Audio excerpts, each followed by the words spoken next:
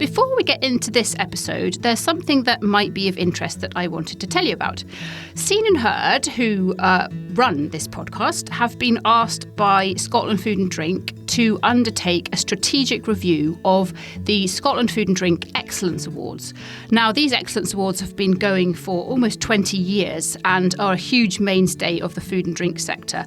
But it's time to ensure that they're still relevant. So if you have ever been involved in the Scotland Food and Drink Excellence Awards, or even if you've ever had an opinion about them, we would love for you, please, to complete our survey. So if you go to the OnFARM Twitter, which is at @on_farm UK, and click the link in the bio, there will be a tab in there that will take you to the survey, and it should only take you a very short while to complete, but we would be enormously grateful. Hello and welcome to OnFARM. It's Anna here and I'm really pleased to join you. Apologies if there's a bit of an echo. I'm out and about on the road today visiting clients, which means that I'm recording this for Dave, our producer, from my car. So interesting to see how it sounds, but hopefully nice and clear anyway. We have got something a bit different for you this week. Not that long ago, I was an interviewee on a podcast. I'd never done that before, surprisingly. I'm just used to interviewing people and being the nosy one asking the questions. But I was a guest on another Scottish farming podcast called the Agri Culture Show, which is one of a whole stable of programmes created for the Scottish Government's Farm Advisory Service, or FAS for short. As you will know, OnFARM is all about flying the flag for rural life and rural business, and of course that includes shouting about rural podcasts. So what we thought we'd do is play out the chat that I had in full and also put links to the Farm Advisory Service podcasts in the description for this episode.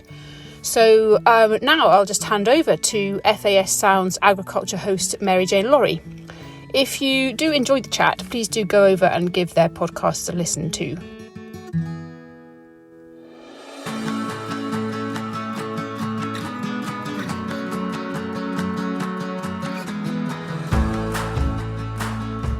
You are listening to Agriculture, a podcast that interviews a range of inspirational people from the farming community with a whole host of interesting tales to tell. Join us in conversation to find out what drives them and their businesses, where they get their inspiration from, and what they love about agriculture. I'm Mary Jane Lawrie, and I'm joined today by Anna Davies of Scene&HerdPR and host of the OnFARM podcast. Anna provided us with a really interesting insight into her working life and ways that all farming businesses can focus on telling positive farming stories. Hi Anna, thanks for joining us today. Hi, you're very welcome. Thank you for having me. Can you tell us a bit about your background? Did you grow up on a farm? No, I didn't. I grew up actually in southeast of England, about 30 miles outside of London. My dad worked in the city, so it wasn't quite the suburbs, but it was, close enough to London. I wouldn't have wanted to be any closer anyway. But on both sides of my family, my mum and my dad's side, they have kind of farming in their history and in their blood. And so I'd always loved farming and the outdoors and the countryside. And we used to spend almost every single holiday, school holiday, up in Scotland on family farms. And so that's kind of where my love of farming came from. So in a way, I suppose that you could say it's kind of in the blood. So how have you ended up, because you live on a farm now in East Lothian, how did you end up going from that sort of city lifestyle to where you are now? Yeah, so I moved to Edinburgh to go to university and had a brilliant time. I love Edinburgh. It's just such an amazing city. So graduated from university, went travelling for a while, came back to Edinburgh because it just seems to have this kind of magnetism, and then started working. So I worked for a while for Scottish Field magazine. Okay. And then I was having a conversation with somebody and they said, because I enjoyed that job, but I knew it wasn't my kind of forever career. And I was having a conversation with somebody and they said, if you could do whatever you wanted to do, what would you do? And I said, I'd like to work for some sort of rural or farming organisation, and I'd like to work in PR. And didn't really think anything more about that conversation until literally less than a fortnight later, I was looking in, presumably the Scotsman, although I can't remember now, And I saw this job advertised, and it was working in the communications team at NFU Scotland. And I thought, that's kind of reminiscent of the conversation I just recently had about a job that I'd love to do. So I applied and got the job. And everything else has stemmed from there, really. So worked for a number of years in the comms team there. And I was thinking at the time, that NFU Scotland does a great job, but its remit is not really public relations. And at the time I was thinking, I think there's a need here for somebody that can tell the story of farming to a wider audience, or even to audiences within agriculture, and do a PR job. And nobody was really doing that. So that idea just kind of bubbled below the surface for a while. And then I moved on from NFU Scotland. It was time for my career to develop. And I went to work for Scotland Food and Drink, again in comms and marketing, and thoroughly enjoyed doing that too. It was, I'll maybe talk more about that later, but it was a great organisation to work for. But I think this idea that I'd had that there was a gap there, that somebody needed to help some of these rural farming businesses with their PR, that idea never went away. And I don't really like being told what to do. So the idea of being my own boss was appealing at the same time. Mm-hmm. And that's really kind of where Scene and Heard started. I thought, I'd like to be the master of my own destiny. I'd like to, obviously I need to earn a living, but I'd like to help all of these farm businesses that are trying to reach out to people and don't necessarily have the PR and the marketing skills that they might want or might need. And so, that gem of an idea then developed into what is now Scene and Heard. It took me forever to come up with the name. It's brilliant, though. It's very clever. Thank you. I thought, PR and marketing is meant to be about creativity. And if I just called myself Anna Davis Public Relations, that's not exactly very creative. So I wanted to come up with something that was memorable. Took me a long time. And in the end, it was just a chance comment by a friend of mine that kind of got that idea there for the name. But chose that name. And then the rest, that was in 2009. And so it feels like yesterday in many ways. But the rest is kind of history, I suppose. Did it feel like quite a big leap to be leaving, paid employment where you've got a guaranteed income every month, or did you sort of do it gradually? How did you set it up?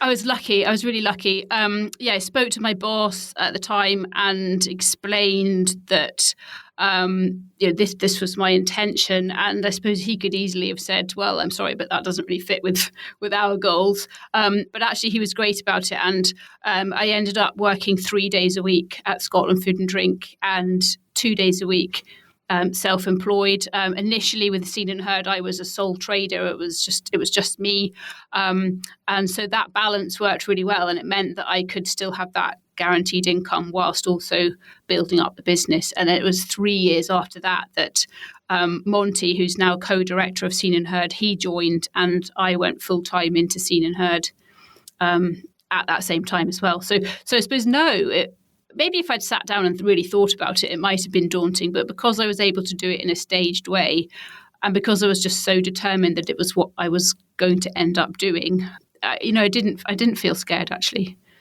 So how did you come to be on a farm in East Lothian? Your husband's a farmer, is that right?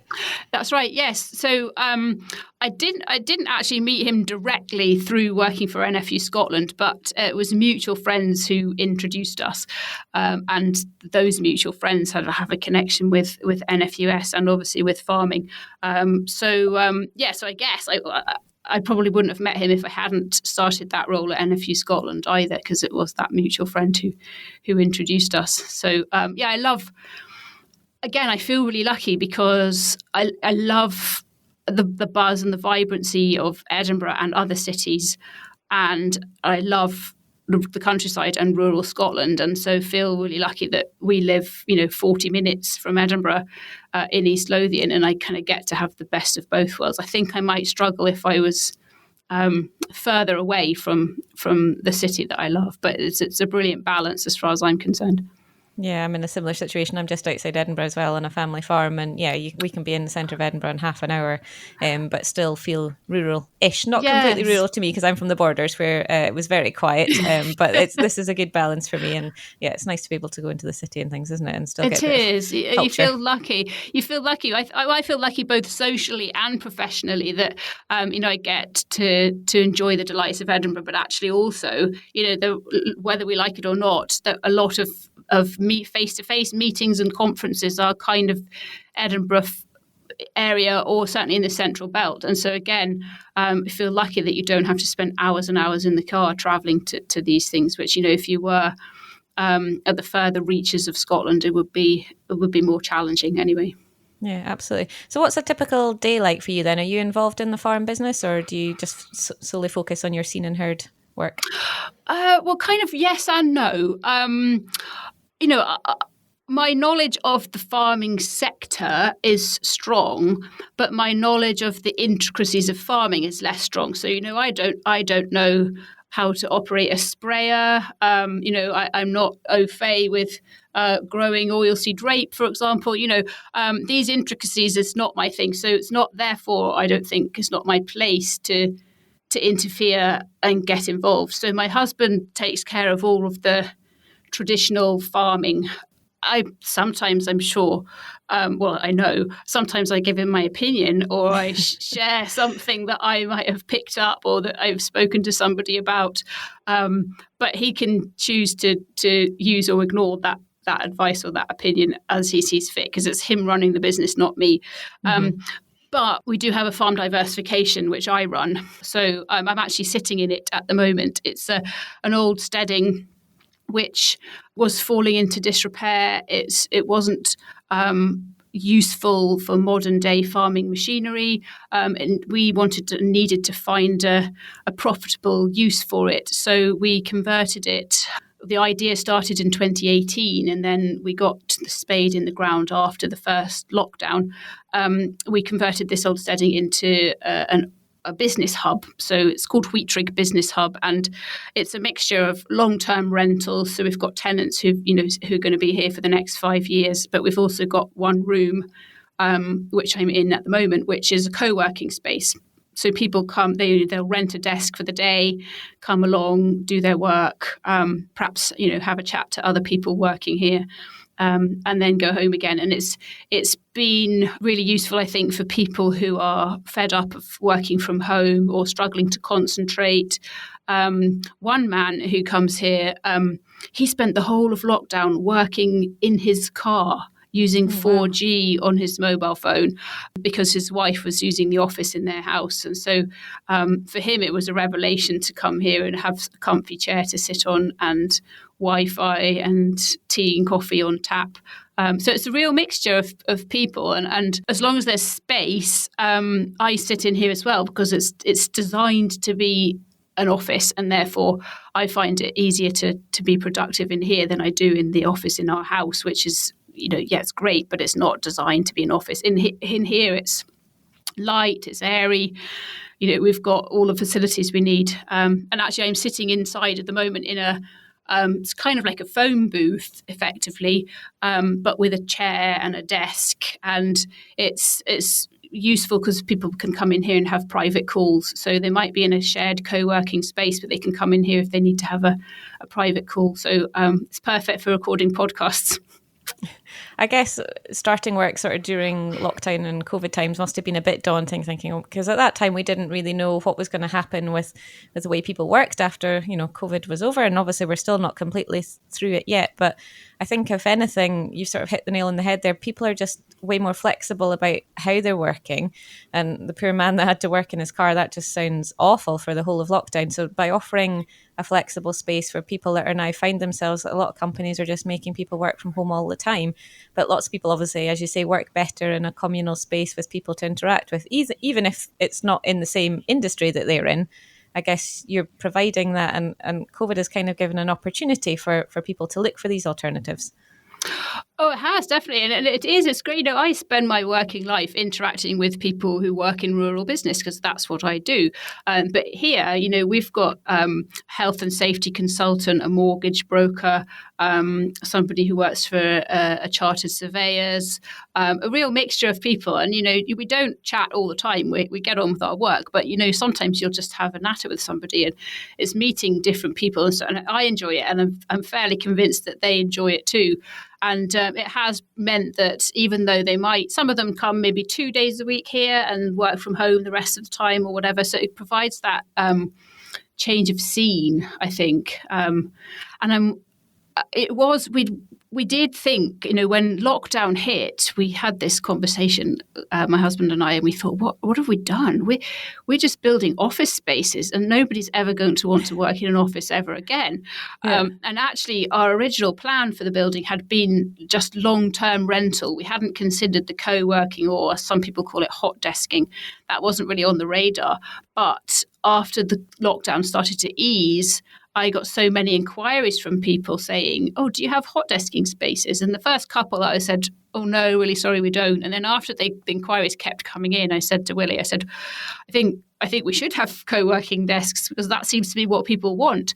Yeah. And so far, it has worked out that people just want that extra option of going somewhere else, because it can be the occasional day working from home is fine, but 5 days a week can be challenging. It's easy to get distracted, or the dogs bark, or somebody comes to the door, or even you might just start to feel a bit lonely. So in the end, we pivoted as a result of the pandemic, and touch wood, it's paid off. I think it just sounds like you've been flexible to what people need and want, and that's a sign of a successful business, isn't it? Being able to adapt. And none of us could predict COVID, but being able to adapt to those challenges. It sounds like you're doing that well. So going back to Seen and Heard, then, what are you trying to achieve with the businesses that you work with? What's your sort of aim for Seen and Heard? This kind of makes me laugh, actually, this question, because what I really should be trying to achieve is to make a decent living for myself, and that is obviously a key objective. And I would be stupid if it wasn't. But I do sometimes forget that and get carried away with the other objective, which is that I just really believe that the businesses, rural and food and drink businesses, because that's what we specialise in, throughout Scotland, deserve to be heard and to be seen. I know that sounds really cheesy, but that's the name of the business. They deserve to have their stories told, and some of them are fantastic at telling those stories themselves. But others maybe aren't. And that might be because they don't have the skills. It might be because they don't have the time. It might be because they're scared of social media. Many people are. So what we try to do in a variety of different ways is to get stories, positive stories out there about all of the wonderful businesses that are making rural Scotland amazing. So it might be that we're just building a website. I can't reveal too much at the moment. We're just building a website for a business up north, and it gives me goosebumps because the business is just so beautiful, and what they produce is so beautiful, and we're producing a website that's beautiful, and it gives you a great sense of satisfaction that you're able to help this business to provide an outlet to get all of its amazing messages and products out there. So we try and do it that way. We also try and do it through our podcast. This is kind of weird for me because I've never been interviewed on a podcast before. I'm used to being the nosy one and asking the questions. But so we have a weekly podcast that goes out, and its sole aim really is to raise awareness of stories that need to be told. So they might be stories about equine grass sickness, which we've covered, and we had Princess Anne on that podcast. That was amazing, actually. Or it might be stories about individual people who've got great businesses or great histories that they can tell. So the podcast is a really, really important tool to get lovely or important stories out there. And then realistically, not every business can afford to bring in a PR and marketing agency to do things for them. Yeah. So what we've also created more recently is online training, a platform called the OnFARM Academy. So if, for example, you're petrified of Instagram, but you feel like you really need to master it in order to for it to form part of your PR strategy. We have a course on Instagram for beginners. So we've got a whole range of different courses that they're bite size. You can do them in 45 minutes. And the point is that people who do them can upskill either themselves, or they can perhaps get members of their team to do the course and upskill them, but in an affordable way. And gosh, we don't have a crystal ball, but we created the OnFARM Academy last year, and now we are in a situation where money is really going to become tight for individuals and for businesses, and some of them won't be able to afford our services in a bespoke way, but hopefully these training courses on the OnFARM Academy can go some way towards giving people some skills that they might need to be able to keep their businesses thriving despite the challenges that are ahead of us. So you talked there about primarily the businesses you work with, sort of food and drink businesses, rural businesses, which I'm guessing sort of like diversification projects and all sorts of different things. Do you think sort of a traditional farm that was maybe no additional diversification or specific food products, do you think we should all be focusing on PR of our farming business at the moment? Largely, I think we should, yes. We do have some clients who don't have, other than perhaps, a holiday cottage or some sort of small diversification arm. We do have some businesses who are purely farming, and they tend to be the businesses that recognise or look at the big picture. So one in particular, I'm fairly sure he's not going to mind if I mention him. So Rory Christie, who runs the Doory Farming Company down in Dumfries and Galloway, we work with him. We built a new website for him. We help him when he's looking to recruit new members of the team, and anything else that he might need in terms of kind of awareness raising. And I suppose his reasoning in working with us is that he wants to employ the very best people. And if somebody's interested in working for him, the first thing that they'll do these days is to say to themselves, right, well, I wonder if I want to learn more about Rory Christie and I want to learn more about the Doory Farming Company and see if it would be a good place to work. What can I learn about them? So they'll probably look for a website. They'll look to see what presence they have on social media. And I would guess that if they couldn't find those things, they would be a bit disappointed and think, well, actually, I can't give myself enough information here. I don't know quite what I'm letting myself in for. And also, if they're younger people, I think they maybe have a bit less respect for a business that doesn't have some sort of online presence.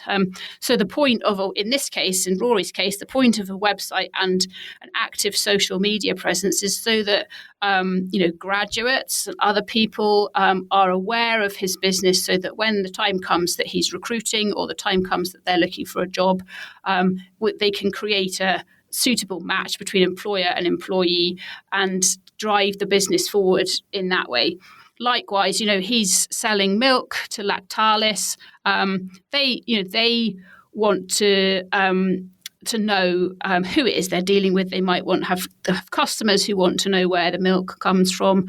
And all of that online presence is kind of beneficial to Rory, but also to a range of other people. And I think many farm businesses, with or without diversification arms, could benefit from just being a bit more out there, a bit more open. Here we are. This is who we are.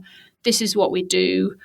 And this is why we do what we do, and this is why we want consumers to engage with us. So, I think not everybody's going to agree with me, and that's just life. But I think that every farmer has a responsibility to tell a positive story about agriculture, because every farmer has customers who are basically end consumers. Every farmer is feeding feeding the nation, and that nation wants to know more about where their food and drink comes from. And I think if farmers want consumers to support them, then they need to also to tell the positive stories, and as far as possible to be open and say, yeah, this is what we do.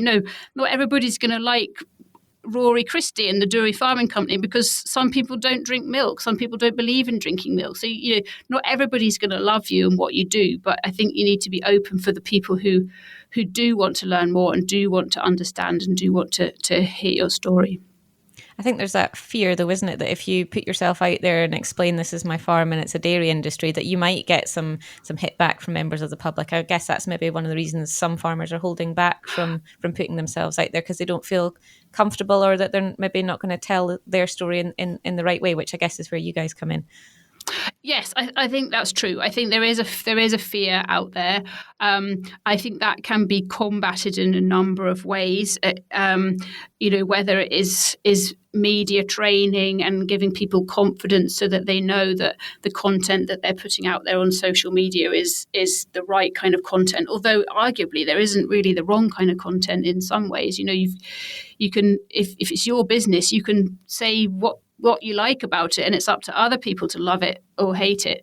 But yeah, I think confidence is a thing, and a fear of backlash. But I've in my experience, I've found that anticipated backlash is very rare. I can only think of, how long have I been doing this job? Too long. But I can only think of one occasion where there was, some nasty backlash. And again, I don't want to give away any confidences, but the story had a happy ending because it was a customer that complained about a business, and in the end, it was the other customers who jumped to the defense of this business because they were so loyal and they loved it so much. So actually, even something that initially seemed like a negative story ended up having a happy ending. So the negativity is rare and can either be responded to in a very cool, calm and collected way, or it can be ignored. I think largely I think the fear is unfounded, but at the same time I understand why people have that fear, because they feel exposed by maybe telling people too much about their farming business. So what has been your favourite farming story that you've worked on? I actually don't have one, I don't think. Not one that I can identify. I get sometimes you'd think it would be the bigger things that would give me satisfaction, but actually I think I get most satisfaction and most enjoy working with the smaller businesses, helping them to bring something to life. So it might be, and I'm not the clever person that does everything in our business. We've got 7 clever people in our business doing a whole range of things. But John, who's our designer, when I'm working with him, with a client, and seeing him develop, say a beautiful branding for a brand new business that gives them goosebumps and gives them the foundation in being able to start and launch and grow their business, that gives me enormous pleasure. Likewise, a small business who's perhaps always wanted to be featured in the Scotsman. I don't know. Again, if you achieve that, it's massive. We did do a campaign for a butcher's business a few years ago, and it just went crazy. It was all over Lorraine Kelly and all sorts of other places. It just went absolutely nuts, and it was very satisfying. Don't get me wrong. But sometimes it's the small wins that give you as much of a boost as the bigger wins. I just like to see businesses achieving what they want to achieve, and that might be more customers through the door. It might be a more engagement on their social media. It could be a website, or the whole host of different things. And I just like to see these businesses being able to achieve what they want to achieve with a little bit of help from us. So do you think, looking at the agricultural industry as a journalist and a marketing specialist, do you think that gives you a different viewpoint than those that are directly involved in the farm business? Because you're sort of looking from the outside in a bit, aren't you? Yeah, I think probably a little. Sometimes I do cringe.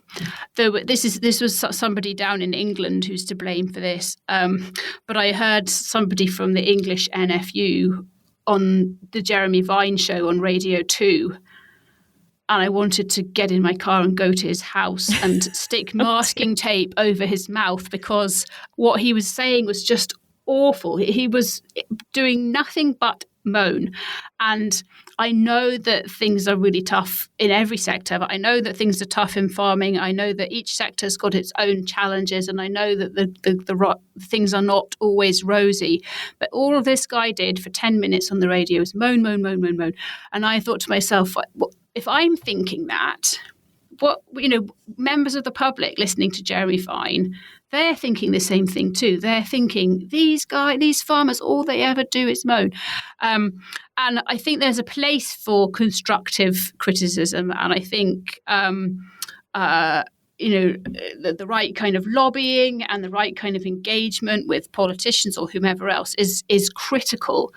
But I think when it comes to farmers speaking to the general public, I do think that, or even farming in organisations speaking to the general public, I do think that we need to reframe things a little and talk about the positives and talk about how grateful we are to the consumers who are buying British produce instead of produce that's been flown halfway across the world, and talk about the positive aspects of dairy farming or the positive aspects of any sector. I think we do need to reframe it a little, and I guess that's where I have my one step back, and I can look at it and think the farming voice can come across too negatively. This is a generalization, obviously, but because there are many people who are hugely positive in a brilliant way, but generally speaking, farming can sometimes slip into that negative voice, and I think we need to flip that. We all need to flip that round and yes, try and achieve what we need to achieve, but also talk about the positives. I think at the moment as well, particularly with all the uncertainties that we've got globally, and then even just in the UK with Brexit, and we've had a tremendous harvest in the southeast of Scotland. We've had a brilliant summer, but I know they've been hit hard with wet weather in the west, and there's a lot of uncertainty and factors out with our control. And as you say, as farmers, when you're trying to work in a business where your input costs are out of your control, your selling price is out with your control, the weather's out with your control, it is difficult to find the positives. But I think you're quite right. Trying to find the positives and sell that as a story is important. What do you think is the biggest challenge facing Scottish farmers at the moment? Well, I think there are many in the political sphere, but I have a personal policy, both in my social life and work, that I just don't discuss politics. I'm not interested in it, to be fair. Plenty of other people are. Plenty of other people do it really well. So I'm not going to mention any political challenges. I think other challenges. Technology, maybe. I don't know. Maybe this is controversial, but we see a lot of stuff, and there was a huge amount of amazing coverage of the AgBot, robotic tractor at the Highland Show. And technology is a wonderful thing, and there are many people doing brilliant things with technology. But the farming sector is going to have to keep up. And I don't just mean in terms of driverless tractors. I mean in terms of social media. That's digital. I mean in terms of actually, podcasting. Your podcast is amazing. Our podcast, I hope, is as good.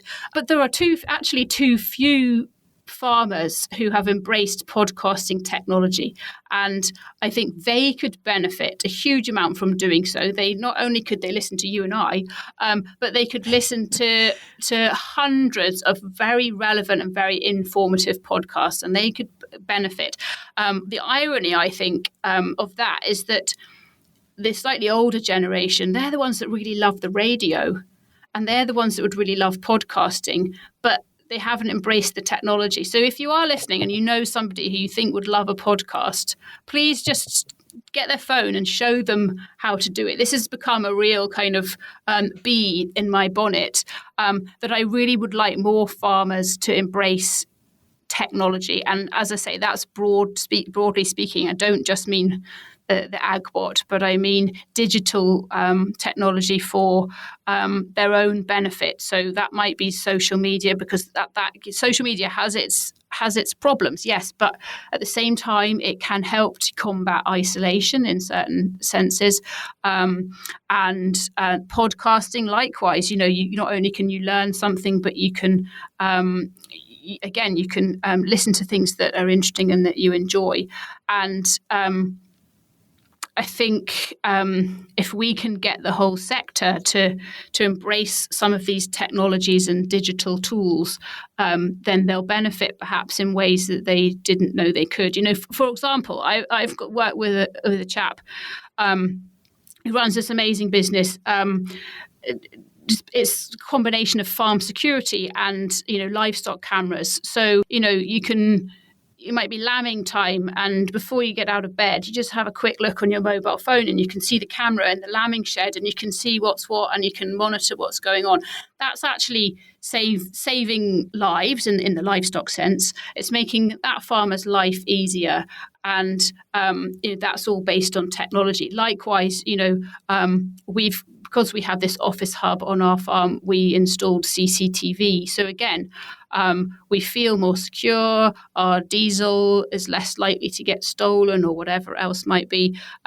Technology is helping our business. And so I think that's actually a challenge. As I said, I've quite slyly avoided any discussion on politics, but I think that is a challenge that we all have the power to do something about. I think that's why I avoid politics, because it kind of falls out with the locus of control, and I'm much more interested in focusing on things that I can change.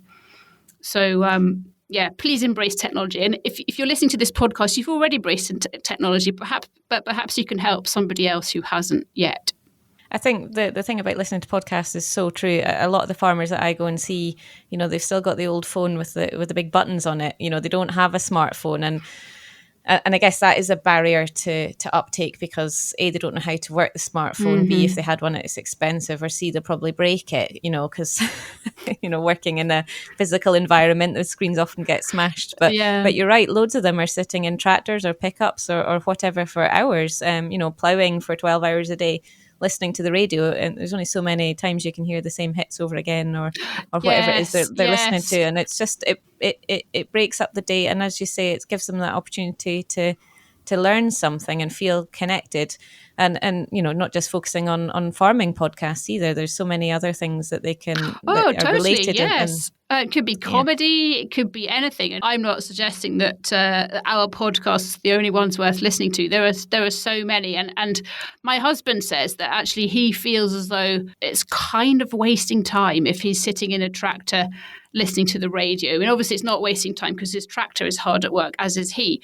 But he says, if I can learn something and listen to a podcast at the same time as driving a tractor, then I think he gets a greater sense of satisfaction and achievement at the end of the day to having kind of learned something. He gets teased by his friends for being a fountain of useless knowledge, and he says he got all of that from listening to things in the tractor. And I think it's great, certainly on long journeys. It's really good. He's probably very good in a pub quiz though as well, which everyone always Yes, everybody wants him on their pub quiz team. Yeah. So going back to your OnFARM podcast, you did a series of podcasts with Go Rural as well, highlighting sort of diversified farms. And I know they're doing a bit of a campaign. I've heard it on the local radio recently, offering farm stays, competitions and things. Do you think that's a way that Scottish agriculture needs to move, or do you think it's just people finding a different direction for their business? Yes, we did. And actually, I don't quite know how it happened, but Monty managed to get his hands on that series of podcasts, which means that I didn't get to go out and visit these amazing businesses. He did, as did our producer Dave and a couple of other producers. But I've listened to them obviously, and some of the businesses on them I know anyway. And I think it's fantastic. I think it all comes back to what I was saying before. I think, ultimately, about getting the positive stories out there. We all want people from urban areas to go out and stay on farms, visit farms, learn about farms, learn what lambing's all about, learn about the life cycle of an arable crop. There's so much interesting stuff, and you could just hear on those podcasts the voices of the kids that were interviewed and how much they were enjoying it. I'm also trustee of RET, Rural Highland Education Trust, and when I've been on farm visits with them, you just see the joy and the excitement on these kids' faces. So it's brilliant in terms of sort of educating the next generation and members of the public, but I think it's also crucial for many farm businesses. I get that perhaps for some people it's not appealing to have a tourism angle to their business. They may feel as though that it's not for them. But I think for so many people, it's a great use of a number of things. I think it's a great use of perhaps buildings that might otherwise not have a purpose. It's a great use of skills that the farmer or the members of the farmer's family might have that they don't otherwise use, people skills,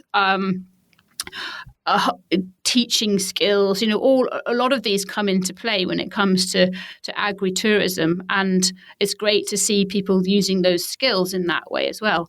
So I don't think everybody has to embrace it. Depends on your geography as well, I think, a lot, and whether you're in an area that is accessible and appealing to people. But I definitely think it's a fantastic initiative. I think Caroline and the team at Go Rural are doing a brilliant job, and I think it's one of a suite of fantastic tools to get these positive stories out there. And again, that's what I'm always banging on about, is positive stories. Absolutely. So what drives you personally? Why do you do what you do? I suppose a few things. Weirdly, I'm quite money orientated, and yet, as I sort of hinted at the beginning, this job is not making me rich. But no, seriously, I